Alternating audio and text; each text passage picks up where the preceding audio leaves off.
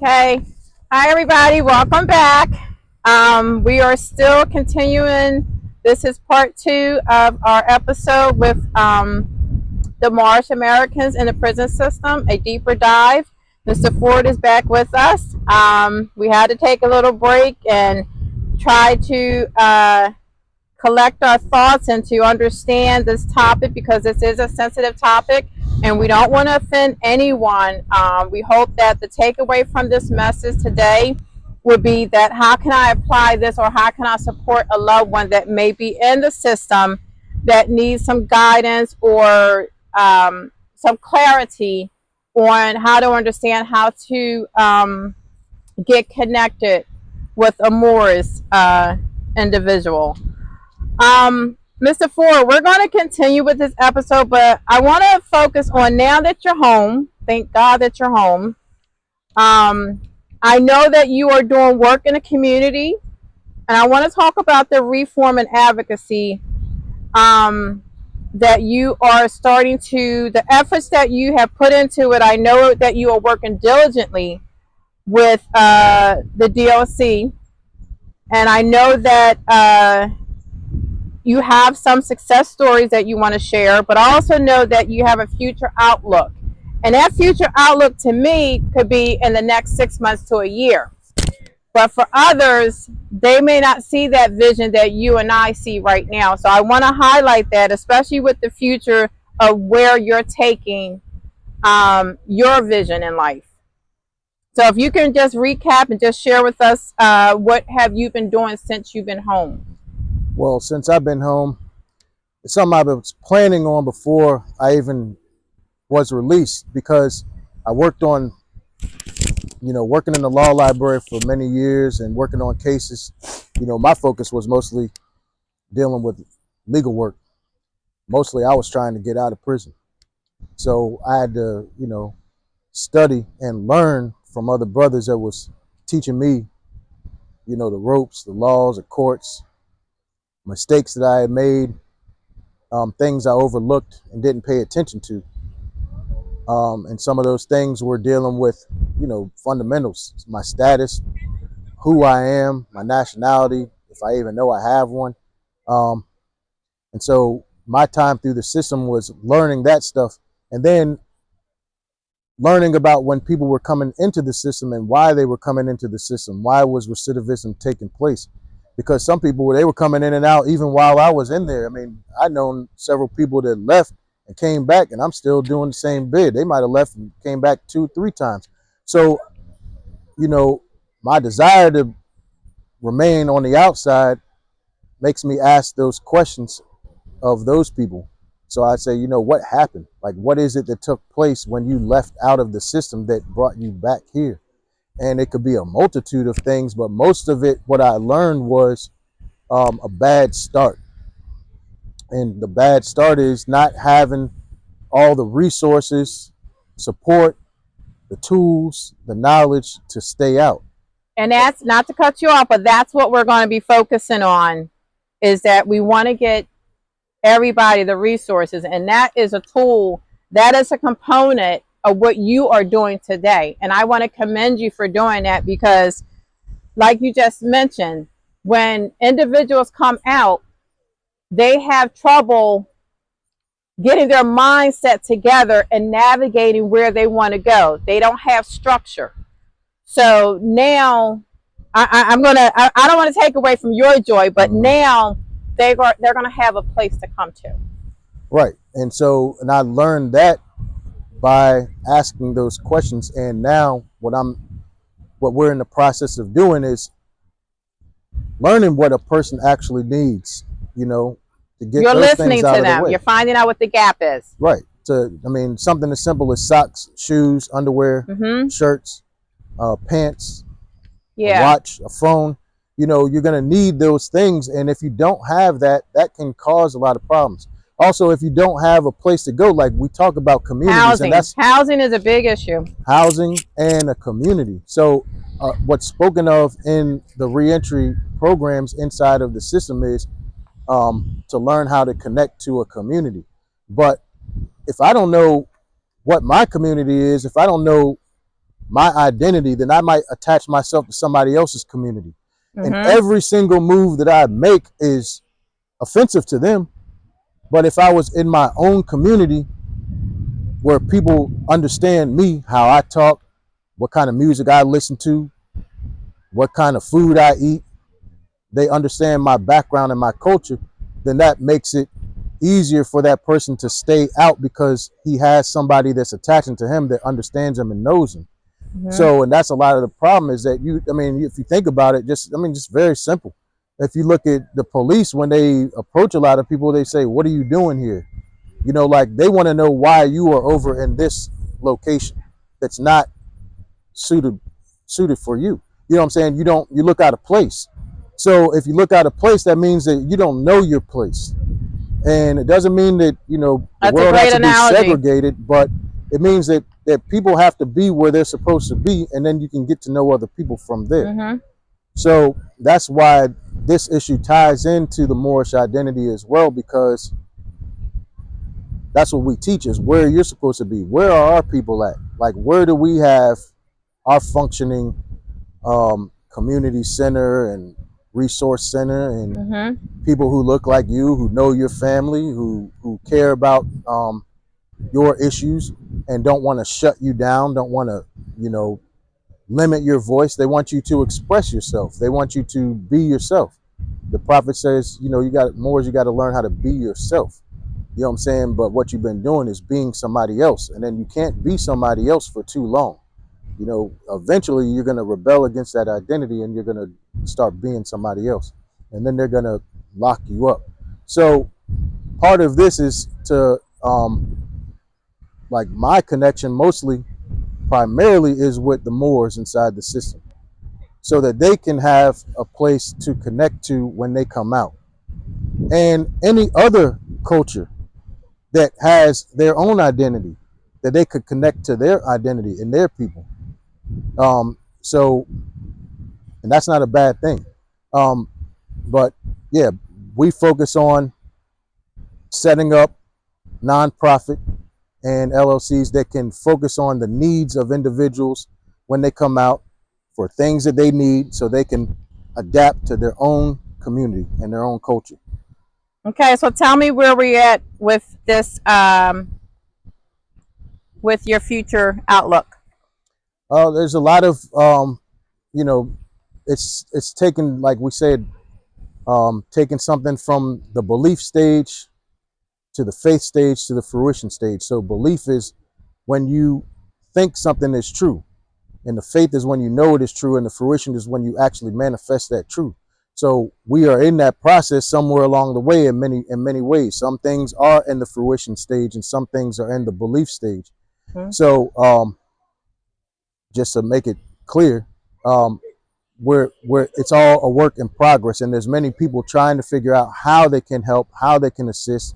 Many organizations are coming together, including OER, and even we're going to be working with the Department of Corrections. We're going to be working with different cities, and looking at their returning citizens, people that are returning to their area that don't want to wander in the streets, but want to have something productive to do, and have a good start. You know what I'm saying? That they don't have to struggle for, the basic necessities, and they don't have to have it. One of the major problems right now with obtaining resources, and I'm using those resources right now just to test the system and see what is actually provided. A lot of them, it seems like they don't comprehend that if you come out of prison, you don't have a phone. You know what I'm saying? Like, you don't have that. People will tell you, "Oh, okay, we're gonna call your phone." What phone? Okay, we're gonna email you this. Email it to where? Okay, you can go over to this city and pick up your clothes. How am I gonna get there? You know what I'm saying? It's like little simple stuff that's like, yeah, because you didn't live that life, you don't understand that problem. That's a hurdle. And nor do you understand people where they might be on probation or whatever it is. There's too many things that's not understood between people who have resources, and they might be well-intentioned people.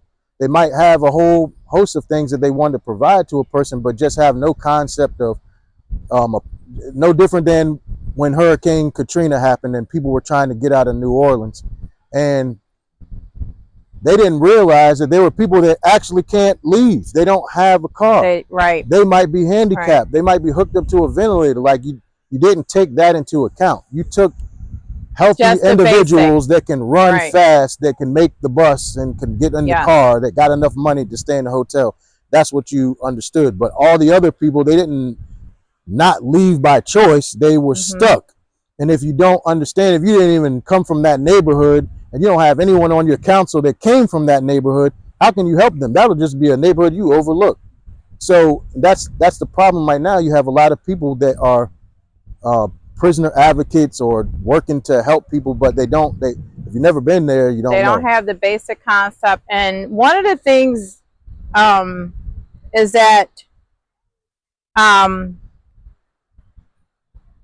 that people don't take the time out to go visit, you know, to get the behind the scenes, to be able to put themselves in your shoes, to say, now I can get a concept of why he's doing this or where he came from. Because if you don't have a shared vision, if you don't have a shared concept of, just like you said, Katrina, okay, whoever made the decision, like you said, okay, we're going to get so many people on this bus. You didn't think about the people that are hospital bound. Or maybe you did, and you depended on those clinical staff or whoever those support systems in the hospital to get those people out. But like you said, what about the people that's in their homes? So do you have enough boats to get to them? Do you have enough manpower to get to them? You know, I mean, some things we can't prepare for within a 24-hour window, but if you know it's coming, like we got Hurricane Milton coming now, okay, you know it's coming. Get in the mindset of preparing, like you said, get the resources in place. If you got to go to other states, get those resources so that you can get those people to safety. The same with the prison system. Unless I walked in your shoes, I can't tell you that you're wrong. I can't tell you when you come in my office and says, well, I want to do this and this is where my vision is going. I can't knock you down. I can't say that, well, you know, I'm not giving you funding for that. You know, I think it's useless. Well, how do you know? You know? I mean, some of the things are common sense to me. You don't even have to have all the way been in a prison. You just have to be empathetic. But, you know, people order from DoorDash. They order Domino's pizza delivery service because what? Because they don't want to get up off the couch or they don't have a car. So they want them to bring them the food. So you don't understand that if a person doesn't have a car, doesn't have this, doesn't have that, they are, you know, haven't been out in society for a long time, so they don't know how to walk around out here. You don't know that they might need the clothes brought to them. You don't know that they might need the information or resources delivered to them. You don't know they might need a ride from the prison. Like when I was released, they dropped me off in the parking lot and said, all right, see you later. So I was standing there in my prison clothes in my bag, you know, my commissary bag. So it's like, you don't know that a person might not actually have anything beyond the parking lot after you drop them off. So what about your safety? So they didn't care about your safety. They didn't care that you had to make it to the next destination. Well, you don't care about the community safety. Like, what if I have to survive? So you subject not just myself to reincarceration, but everyone else to whatever might happen, just because I'm gonna have to survive.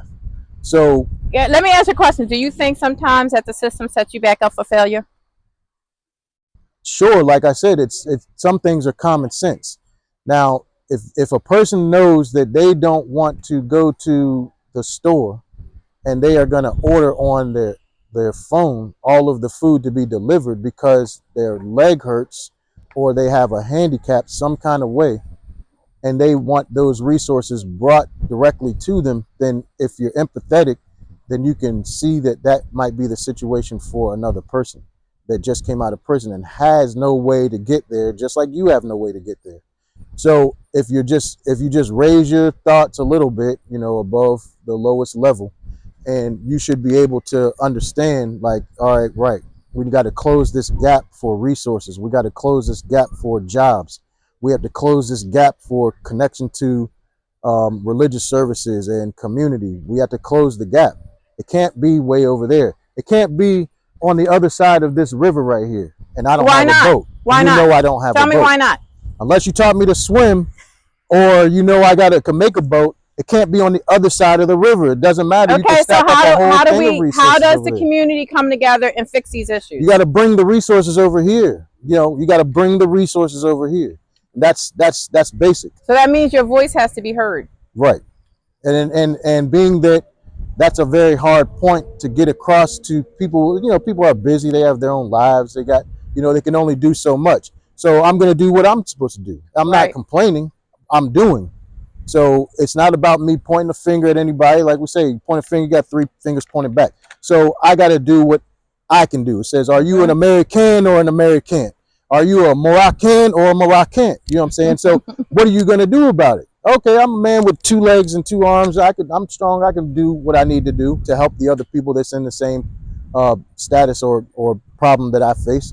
So I can do that. It's no problem. I'm not complaining. It needs to be done though. So I'm going to do it, God willing, and hopefully other people will understand that that's a need and it needs to be supported, so that the communities can flourish. Why not? Simple to me, simple mathematics. So, that's what we do, and I might take more or direct or understand a certain type of care and concern dealing with Moors because they're part of my community, but I communicate with everybody. Like in my time in prison, in my time growing up, I come from a multicultural area, and I respect everybody's backgrounds, nationalities, heritage, cultures. I can learn from all of that. I mean, I spent all the time in school learning about everybody else. I just didn't understand anything about me. Right. So, and everybody's supposed to have that. Everybody's supposed to have understanding of who they are. Right. And when you do that, like, one major problem that people face when they come out of prison is they're in a status called civilly dead or civil death, and they have to overcome that.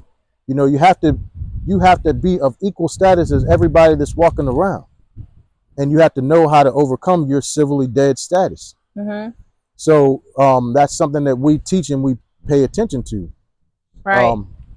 And that's what we're going to be doing through the nonprofit. So okay, so highlight us on this nonprofit. What would be the benefits for inmates, for individuals that are already out in society, and for family members?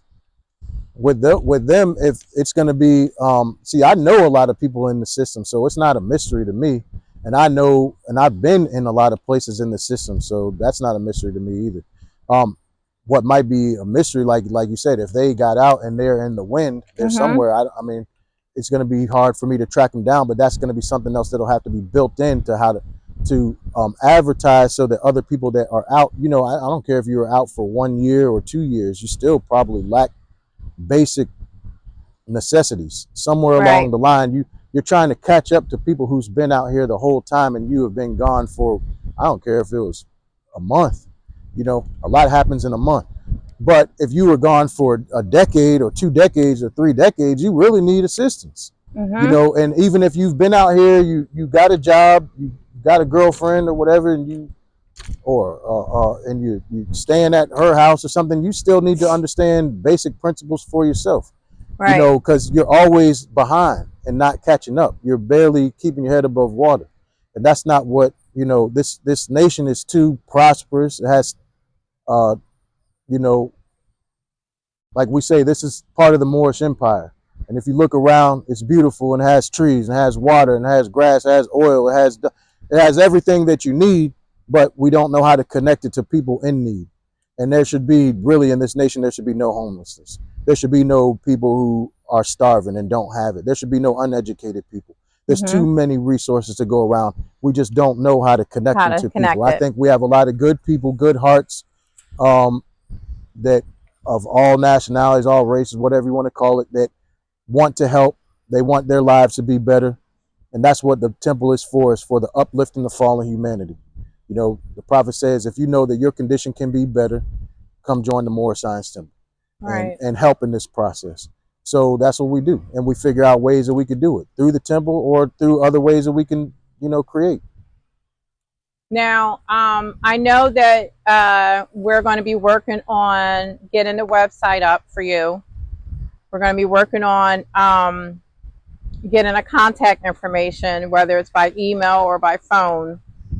But for right now, what would you think would be the best way of communicating to get connected with you if someone needs it? Because this is not just information that's just for people here in Virginia. It's for people all over. Anyone should be able to say, "Hey, I need some guidance. I need some help. I'm in Michigan. I'm in Florida. How can I connect with you?" I mean, there's many different people might want to connect for different reasons. So Right. you have other nonprofits that might want to connect to, if they understand what I'm saying and they feel that story, then they might say, well, we can give you some ideas and some mentorship and some contacts, and this is the best way to do this. We might also have people that want to donate, just donate supplies, resources, and we might have people that need those resources. But the best way that you've been providing so far is through your entity right now, because that's where you're hearing of this, is through Haz'el Inspirations.com, and contact them, write them, subscribe to the page, like the videos, and build They the can also conversation. message you too. Yeah, message. When you send a message, direct it to me. Until once this is firmly established, then we'll be working in partnership to do the best that we can to aid. So then I'll have another way to contact me and another way Right. to bring in resources or seek support or whatever. But the thing is, we're trying to end the need for a person to have to seek out the support. Once you let us know that you exist and this is who you are and where you are, like, we're on you. So because I know just coming out here, I could be apprehensive about going anywhere. So I know that, man, I was already in that situation. I already know, man, look, I'm gonna bring the stuff to you. I'm gonna talk to you. I'm gonna bring it to your door. Like, we're gonna talk about it. Get in the car. Let's go. Let's take care of these things, because I already know what needs to be done. I don't need you to keep telling me what you need. I know what you need. You know what I'm saying? I was already in it. I already know. So I'm not playing those games. But Right. yeah, just that's what it is. Once we find out who you are, but the people that's in the system, I already know what's going on. Like, I already know who's coming out, when they're coming out. I know how to access that information. And what we're looking for is people that's within 3 years of coming home. And we already have them, and we know where they're at.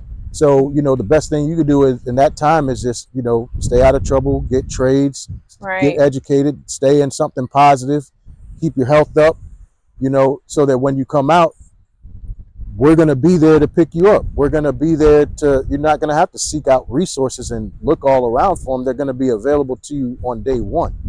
That's very important, to not have to kill that part right there. Like, that's nonsense to have people searching in the wild blue yonder, whatever, for something that you can just hand them right there and you give it to them. Like, don't worry about it. Don't worry about, oh, why we're giving the prisoners all this. Nah, don't worry about it. Whatever. You want them to do good, don't you? Okay, whatever. So we're closing those gaps. That's the key. Close the gap. That is the key. Now I want to close out to our listeners. And I cannot stress this enough. We encourage all our listeners, all our audience, no matter where you are, if you want to learn more, if you want to support this related cause or engage in community activists, we encourage you to reach out to us. You have highlighted a lot over the last month with me, and I have learned so much. It's a lot to consume all at once, and sometimes, and this could apply to anyone. We don't take heed to it until it happens to us. Some people ignore the concept, ignore the word. Oh, they're just talking stuff. Oh, that'll never happen to me. And then next week it happens to you, or a month later it happens to you, a year later it happens to you. I mean, look at what's going on with the celebrities and all that. Yes. Anybody, I don't care what kind of money that's when they're gonna start. When they go in the system, they're gonna understand, and they're gonna end up going to the temple to understand this thing about protecting their status, because that's something that they weren't really paying attention to because they had money. People were propping them up and supporting them. And at any point in time, somebody could pull the rug under you. And then all of those things that you were overlooking are going to be of the utmost importance, Right. because you're walking into that realm of law that Right. matters. It doesn't matter when you're at the club and jumping out the car and got all the friends and all the homeboys or whatever. But once that, you know, and it can happen to anybody. I don't care how much money you have. You know, as you can see, if you're watching the world events and you're watching the celebrities in our days and times right now that's going through it, it's like, well, everything I'm saying, you probably got to send them a copy of this or something and let them know, look, man, Well, you might need to go to the law library. I wanted to talk to you about, because I know that down the line, we're working on getting these episodes accessible to the tablets for the incarceration individuals. And for them, because they're not privileged to certain things. You and I both know that. Some people don't have a tablet. Some people, you only have one TV, so they can't see things. Or they're not communicating because they're staying in their shelter. They're staying to themselves. So we're going to try to get this information out the best way that we can. But in the long run, people have to speak up. They have to say, I want the help. I want the resources. You know, you can't wait until you get into trouble. You got to seek those resources ahead of time and see how you can support and maintain those resources down the line. And I think that's where we fall short, because until it hits us, we don't seek any type of knowledge or any type of awareness about ourselves. Yeah, but and that's one of the things. Like we're gonna bring the resources to you, so hopefully you won't have to seek them. It's just like this. If in society they say you have to go to school, you must sign up and register your children in the school, and you must do this, you must do that. So they're basically saying this has to happen. Well, it's homeschool now. You can homeschool your child. But you just have to go through the paperwork. You got to do something. You got to do homeschooling, or you got to put them in school, but you can't be out here and be truant. So you have to. They're gonna make sure that is just like when you're in high school, they make you pretty much sign up to college. You know what I'm saying? So like, there's something that people are gonna make you do. They're preparing you. Yeah, they're preparing you. So why not this? Right. Why not? So yeah, of course. Like I'm beyond having people have to seek out resources and all, because that right there, that can discourage.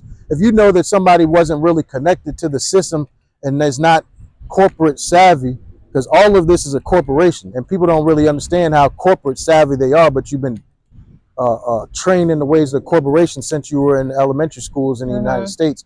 So if you don't comprehend the corporation and understand how to attain resources from it, then why would I continue that problem and tell you to seek out the resources?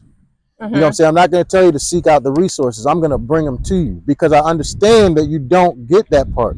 And that's something that we can cultivate as we go forward. But that can discourage a person. If I call a number and I got to sit here for 25 minutes about push this button, push that button, and I'm like, and I didn't even use this phone before, so that's already discouraging me. Right. It's like within 5 minutes, I'm like, forget that. Yeah. You know what I'm saying? Like, call me back at this number and wait till this time. And man, I got other things. I'm passing up opportunities that it might be illegal, but I'm passing up opportunities waiting on you to pick up the phone. Like, and then this phone, the battery's dead, so I don't got time for that. You know what I'm saying? Like, when I have to eat, when I have to get something to drink, when I have to sustain, I don't have time to be chasing down emails, phone calls, contact the head of this department and talk to this person.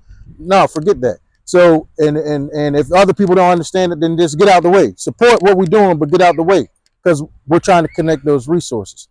So if what you understand, because that's how you've been raised up and educated, is to keep pushing buttons on the phone, and eventually you'll get to somebody that you can drive your car over there to and get the resources, then right, that's very good, but that's not going to help us. But we do need the resources.